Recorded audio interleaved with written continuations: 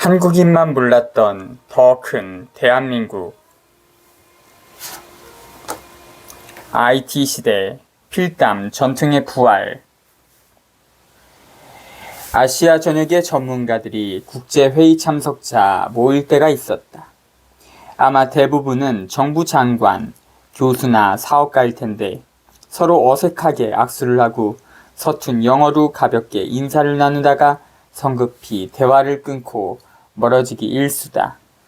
이런 모습을 목격할 때마다 머쓱해진다.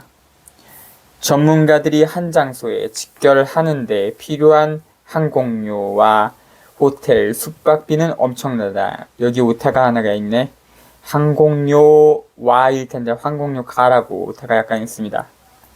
그러나 이렇게 비싼 경비를 들여 모였음에도 진지한 대화는 거의 오가지 않는다. 공유할 수 있는 다양한 지식과 경험이 있는데도 말이다. 정부나 기업이 마련한 화려한 행사에서도 마찬가지다. 전문가들은 도착했을 때와 마찬가지로 서로를 전혀 알지 못한 채로 돌아간다.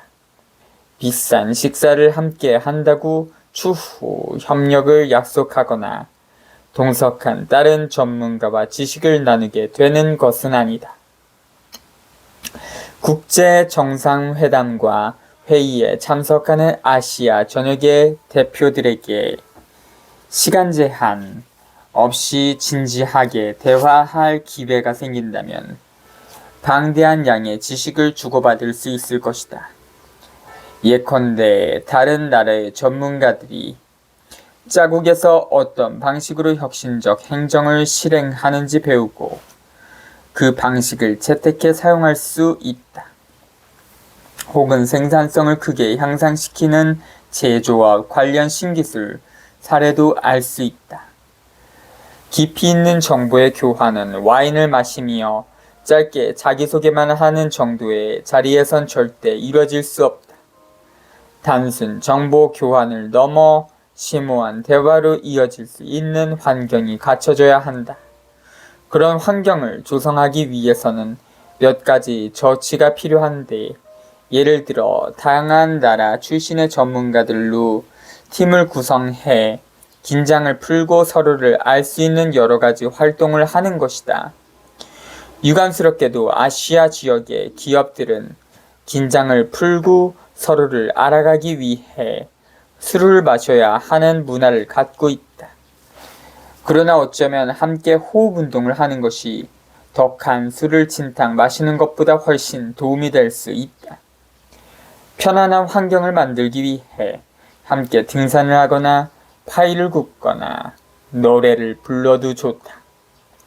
사실 미래의 협력을 위해 굳이 직접 대면하는 모임을 가질 필요는 없다. 온라인상으로 글을 주고받는 것, 예컨대 진중한 의도를 갖고 인터넷 채팅을 하는 것만으로도 괜찮다.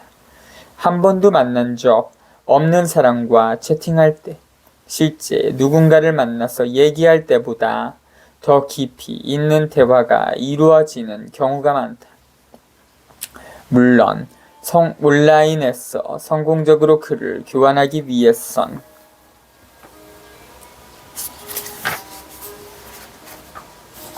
기본적으로 대화의 중요성이 참가자의 마음속에 각인되어 있어야 한다. 아쉽게도 아직 대부분의 온라인 정보 교환은 비상적인 형태로 한정돼 있다. 때문에 그에 따른 결과도 한정적일 수밖에 없다. 하지만 참가자들이 채팅의 중요성을 인식하게 된다면 상당히 잠재력 있는 대화가 이루어질 것이다. 어느 날 초고속 광대역의 정보통신 서비스에도 불구하고 오히려 18세기 중국과 일본, 한국 지식인들 사이에 더 깊은 담화가 오고 갔다는 사실은 아이러니하다. 당시 외교적 자리에서 만난 3국의 전문가들은 중국 문자온 언어인 한문으로 글을 써 필담을 나눴다. 근데 이전 시기 외교, 사회, 철학, 문학에 관한 문제를 논의하던 삼국 간 서신 역시 사소한 뉘앙스를 놓치지 않았으며 창의적 문제 해결 방법이 드러나 있었다.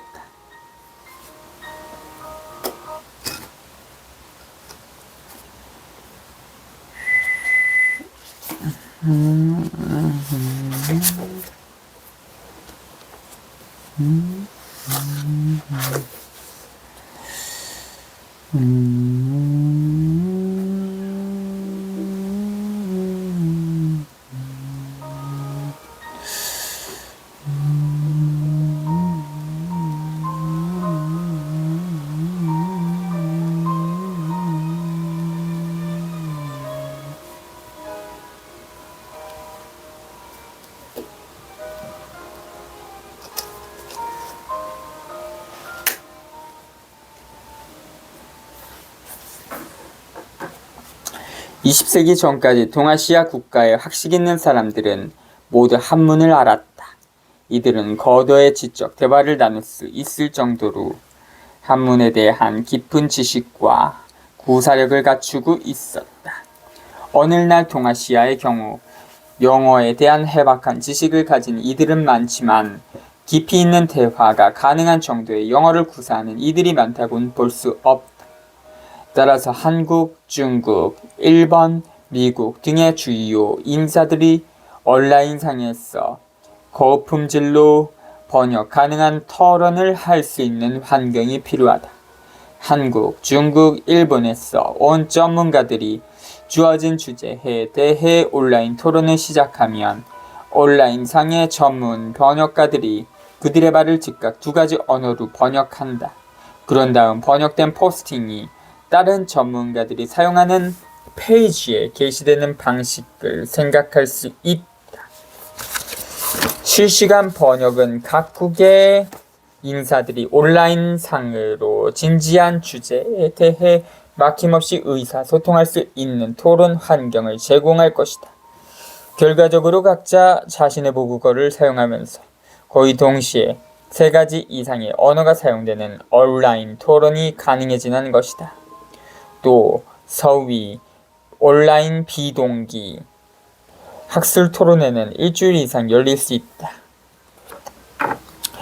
경우에 따라 회의를 기사화하여 일반 대중에게 공개하거나 토론 내용을 리포트로 출판할 수 있다.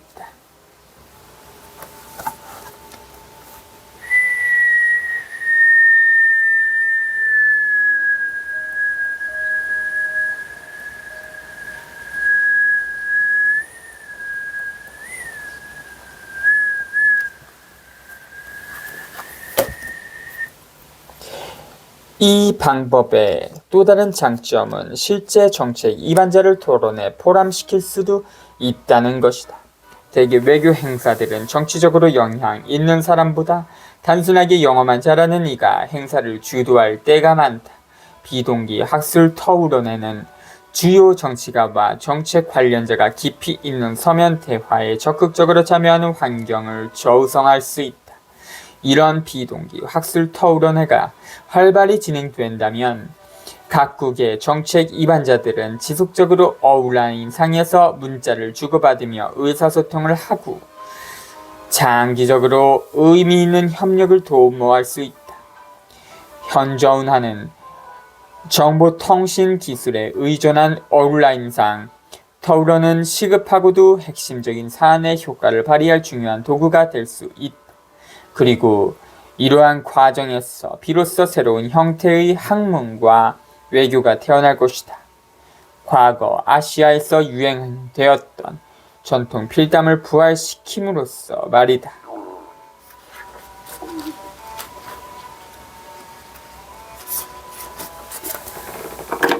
핵무기보다 더 위협적인 북한의 사막화. 내가 여기서 말하고자 하는 위협은 북한의 대포동 대륙간 탄도미사일 ICBM 시스템이나 무수단 또는 로동 미사일이 아니다. 북한이 팽팽한 외교 전술의 한 방편으로 포기하지 않는 핵무기 실험에 대해서도 언급하지 않을 것이다.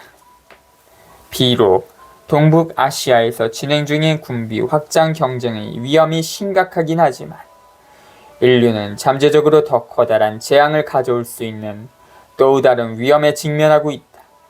우리는 그에 대한 전략적 대비를 시작해야만 한다.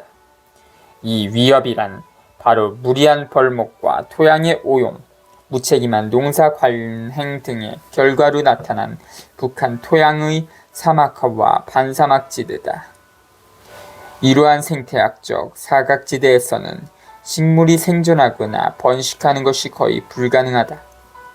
사막화가 진행될수록 생태학적 참사는 한국 등 인근 지역 전체에 돌이킬 수 없는 악영향을 끼칠 것이 틀림없다.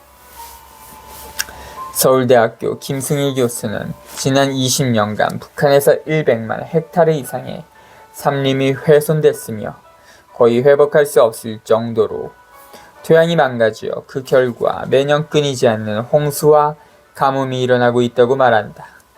북한의 사막화 위기는 아시아 전역에 만연한 징후다. 이런 추세로는 아프리카보다도 더 빨리 아시아의 사막화가 진행될 것이다. 아시아에선 현재 해마다 50만 헥타르에 이르는 터우지가 사막화로 손실되고 있으며 중국에서는 총 면적의 27%에 이르는 약 262만 헥타르의 터우지가 회복할 수 없을 정도로 사막화됐다. 중국 북동 지역의 사막에서 날아오는 황사는 이미 오랫동안 서울의 골칫거리였다. 이제 황사는 일본까지 덮치고 있다. 중국발 황사는 근접 국가의 생태계와 사람들의 건강에 심각한 위협을 끼치는 현실적인 재앙이다. 북한의 사막화는 군사적 위협과는 대조적으로 B2 스텔스 폭격기나 미사일 방어체계 같은 방법으로는 멈출 수 없다. 또한 이런 환경적 위협은 북한을 단순히 고립시키는 조치로도 해결할 수 없다. 국제사회의 장기적 협력이 필요하다. 따라서 국제사회는 이러한 환경적 위협을 해결하기 위해 북한의 정부, 조직단체, 주민들과 교류하고 기꺼이 전문 지식과 기술을 제공해야 한다. 환경 파기가 계속되도록 북한을 외면해서도 안 된다. 사막화로 초래하는 생태계의 불안정화는 국경을 초월한 문제다.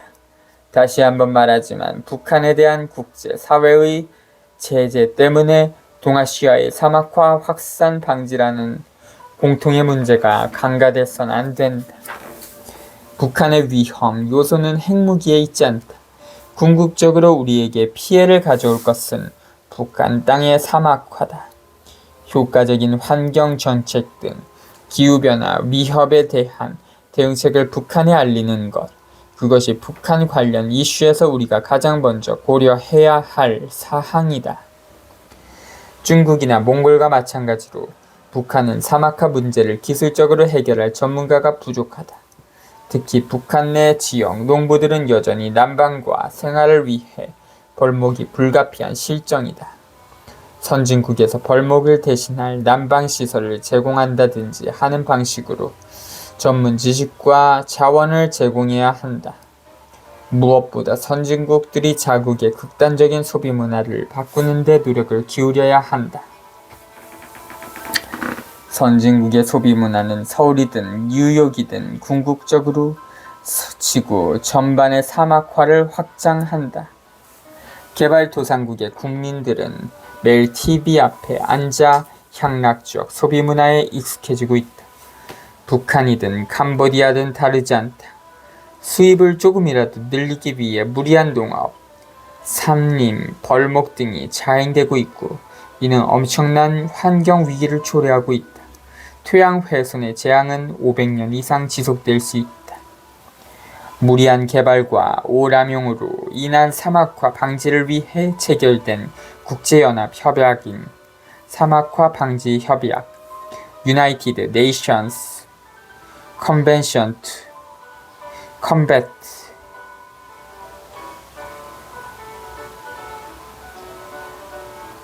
Desertification은 앞으로 육자 회담에서 중심적 역할을 해야 한다. 또한 미국은 국가 차원에서 국제적 핵무기 확산 방지와 같은 중요도로 사막화 사안을 다뤄야 할 것이다. 특히 미국은 북한, 한국, 몽골, 중국의 사막화 확산을 고려해 북한의 위협에 대한 대응 방식을 변경할 필요가 있다. 냉전 시대는 끝났다는 분명한 사실을 인지하고 한반도의 진정한 위협이 무엇인지 직시해야 한다. 한반도의 생태계 복구는 한반도의 정치적 통일보다 훨씬 더 오랜 시간이 걸릴 사안이기 때문이다. 미국의 오바마 전 대통령이 중국과 함께 세계적 환경 문제 및 사막화에 대한 대책을 마련하겠다고 한 선언은 희망적이었다. 하지만 트럼프 정권 하에서 기후변화 문제는 더 이상 중요한 사안이 아니다. 중국은 이미 기후변화 대책 마련에 있어 리더가 됐다. 어쩌면 이를 계기로 중국이 세계 경제의 리더가 될지 모른다. 18.